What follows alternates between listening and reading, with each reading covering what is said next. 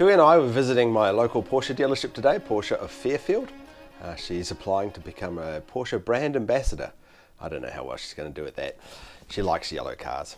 And while we're here, I wanted to answer a question that a couple of viewers have sent me, which is what are the changes to the 911 for the 2018 model year? Of course, this video isn't very timely because we've had cars in the 2018 model year for almost 6 months now, but I thought I'd stop and show you while we're here. The first change wasn't even in the Porsche press release for the Model 18 year. Sort of an unofficial change, I think, just to the US models, and that is removing the headlight washer. You see it here on this GTS, but if you look closely at this 4S, it's not there anymore. Just about all the North American model Porsche 911s no longer have their headlight washer. I think it's still available in other markets, and it's still available strangely on the GTS, the Turbo, and the Turbo S. What does that washer do? Well, if you have a look here on my car, it sprays water up over the headlight, clearing away snow or dirt or whatever. I can't say I use it that often, so I don't think it's going to be missed that much, but it's a cool little nozzle. No longer on the 2018. Onto the interior. Just a couple of small changes on the interior. Two of them here in the center armrest. You'll see there's a new place to put your phone. This isn't for charging your phone. This is a feature for allowing you to use the car's external antenna to boost the signal on your phone. If your phone is hooked up to the car, you can place it there and apparently you get a better reception on your phone. They've also removed the auxiliary port that used to sit in the back there. I don't know why they've removed that, but you've still got the USB port back there. Apparently for 2018, there's meant to be some vent visualization on the console. I have no idea what they're talking about there. I've asked Porsche to clarify that, so they're going to get back to me, but yeah, apparently there's something to do with the aircon now displays up there on the multifunction display. I haven't been able to find it myself, however. Over on the PCM, there's a couple of little changes on how it receives traffic information, but the major change is they no longer include a SIM card in these cars. There's a thing called eSIM now, which syncs with your mobile carrier, so you don't need a SIM card. In fact, the only reason they continue to have the SIM card slot is for data, which no one ever uses in these cars. And that's about it on the inside. And only one other change on the outside, and that is the automatic deployment of the rear spoiler, which used to happen around 70 miles an hour, now happens around 55 miles an hour. I don't care for the rear spoiler, so I'm happy that my one deploys much later. And being as we're here in the showroom, let's take a look around and see what awesome cars are lurking here. What I love about this particular dealership is they always have so many manual transmission cars, and I'm sure that's going to be the case today as well. But let's start with my favorite car in the showroom, this GT3 Touring Edition. Of course, the Touring Edition is the one without the big wing on the back, so it retains that beautiful classic Porsche 911 shape without the distraction of the wing. But what I noticed about this car straight off is that it already has the laser jammers on the front. This car hasn't even been sold yet, still sitting in the showroom with no miles on it, and I guess they figure that the first owner is going to be speeding straight away. The second thing I noticed is this car has steel brakes. No carbon ceramics here.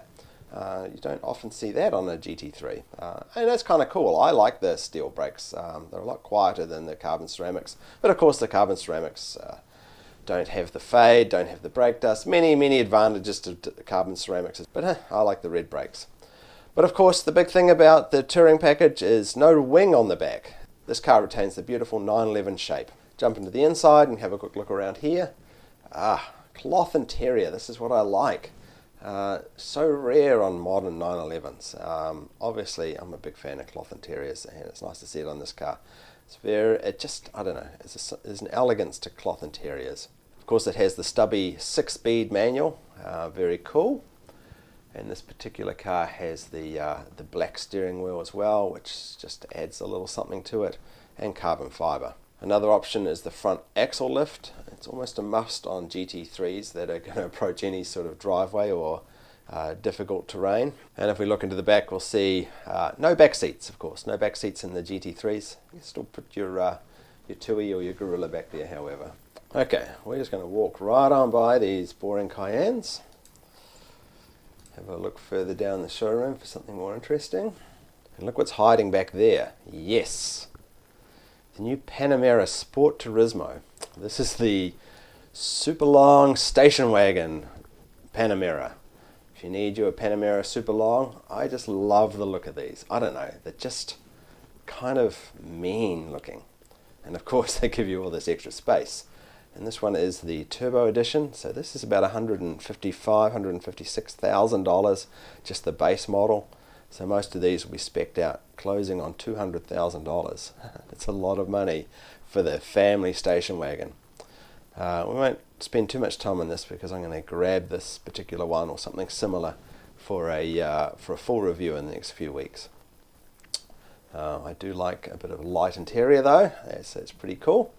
Yes, the super long Porsche, we love it. Back on the hunt, we'll head over here.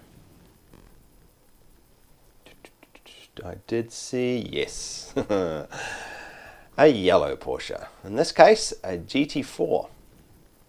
Of course, everyone knows that I'm not a fan of yellow cars, but if you're going to have a yellow Porsche, make sure it's a special model, like the GT4 or a GT3 or something similar. And if you're going to have yellow on the outside, why not put a little bit of yellow on the inside? I said a little bit of yellow. This is going a little bit overboard. The painted slats, the painted interior, the yellow mats, the yellow stitching. Whew.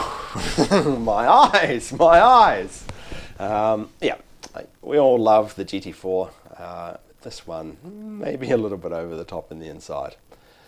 But, you know, it's everybody's individual taste. And of course, they've got the bucket seats and even the roll cage in yellow in the back. Yep, pretty cool. A little bit of green thrown around there as well. Yep, perhaps not my taste, but it's still a pretty cool car nonetheless. And lurking quietly beside it is a 911R, arguably the coolest 911 of recent generations. And what's interesting about this car is that we've seen it before in one of my previous videos, and it's still sitting in this showroom. It's got some odd features like this red steering wheel. I think if I bought this car, that would be the first thing to go.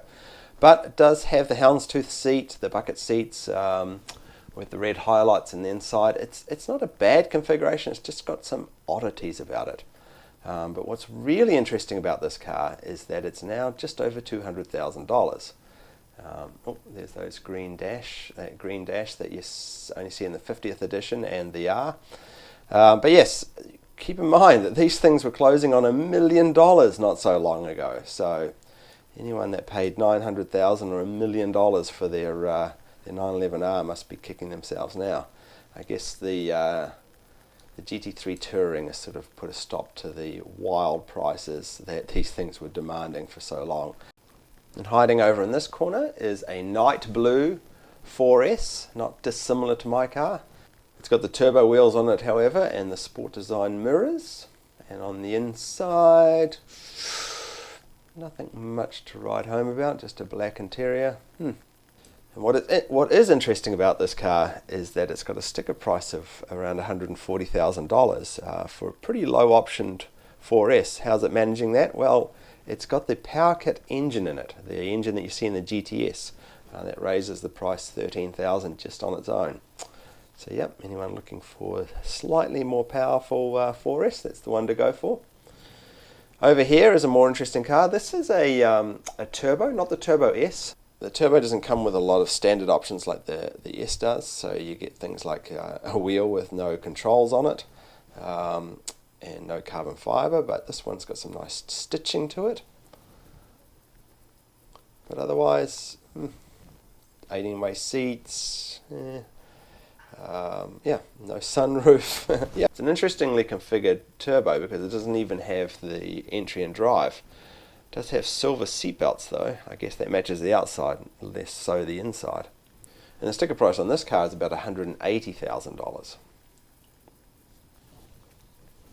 And over here's an interesting car. This is a Boxster GTS, and what I like about this car is that it is in the graphite blue external colour with the red internal. This is not a combination I've ever seen before, and it's not a combination that looks good in the configurator, but somehow in real life it's not too bad.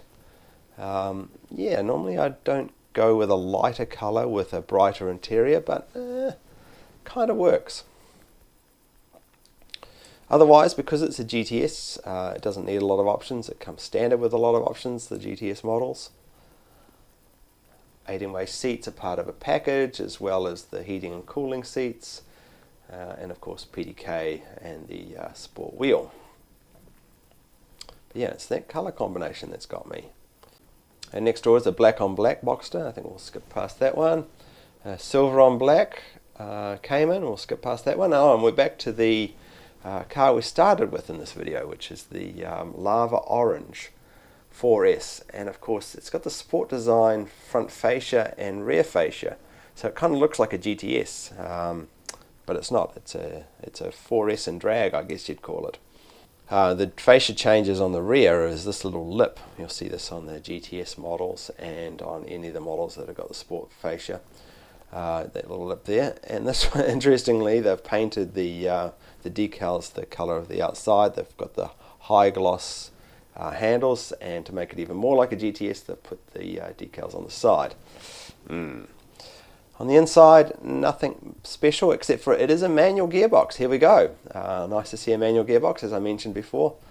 Quite a few manual gearboxes to be found in this dealership for whatever reason, which I always like. But otherwise, the interior is pretty plain. It does have the smaller steering wheel, which is nice, and the heated and cooled seats. But otherwise, it just seems to be black leather interior. Nothing special there. 18-way seats. All the flashes on the outside of this car. Oh, one more thing while we're here. This car also has the tinted rear lights. You see the difference here? This one doesn't have it. It's a subtle tint. It really is a subtle tint. It certainly looks good, I think, on the darker coloured cars. Moving across to the final car we're going to look at today. This is a chalk coloured GTS Cabriolet 4. It's got carbon fibre mirrors and that little insert there. Black wheels, Alcantara on the inside. It's got some nice stitching options on the inside, however. The stitching on this car is a chalk coloured stitching, but it has the silver seat belts. I wonder why they didn't put the chalk seat belt. It's nice to see stitching. We all like stitching. A bit of contrast to a darker interior. Otherwise, yes, another manual transmission, this car. So good, so good. And it doesn't have the controls on the steering wheel, and has the carbon fibre, but otherwise pretty standard GTS on the inside. So that's about it for our tour of the dealership today. Yeah, as I said, I'm going to try and get that Panamera Sport Turismo out for a spin soon. I think a lot of people are going to be interested to hear about that car. Pretty awesome. But yes, the secret change to the 2018s is the loss of the headlamp washer. Rest in peace, headlamp washers. We'll see you perhaps in a future model. Okay, thanks for watching, everyone. I hope this has been helpful to some of you. And I'll see you in the next video, which, by the way, is going to be a Tesla Model 3.